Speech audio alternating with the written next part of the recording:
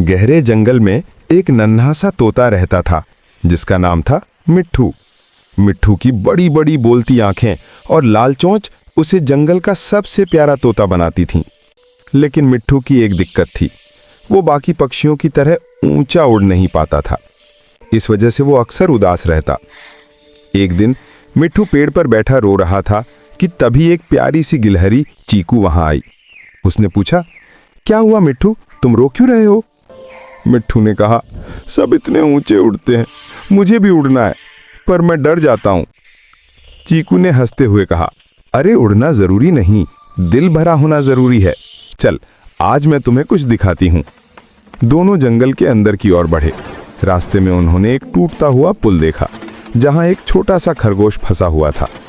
पुल कभी भी गिर सकता था। बाकी जानवर दूर से देख रहे थे, कोई आगे नहीं आ रहा था। तभी चीकू बोली, मिट्ठू, यही मौका है अपने डर को हराने का। मिट्ठू कांपते हुए बोला, पर मैं। तुम कर सकते हो, चीकू ने कहा और उसका छोटा सा पंजा पकड़ा।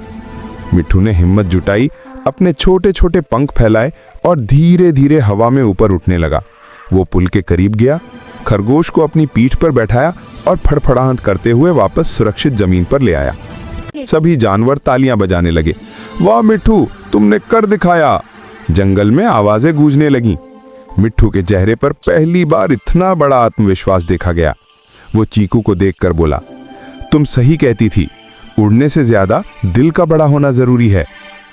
उस दिन के बाद मिट्ठू और चीकू जंगल के हीरो बन गए। वो हर दिन किसी न किसी की मदद करते, कभी खोए हुए हिरन के बच्चे को घर पहुंचाना, तो कभी नदी में गिरे फली का क्या करना। धीरे धीरे मिट्ठू का डर बिल्कुल खत्म हो गया। अब वो पूरे जंगल में सबसे ऊंचा उड़ने लगा था। लेकिन वो हमेशा बोलता था, ऊंचा उड़ने से ज्यादा ऊंचा सोचो। और इसी तरह मिट्ठू और चीकू की दोस्ती जंगल की सबसे प्यारी और जादुई कहानी बन गई।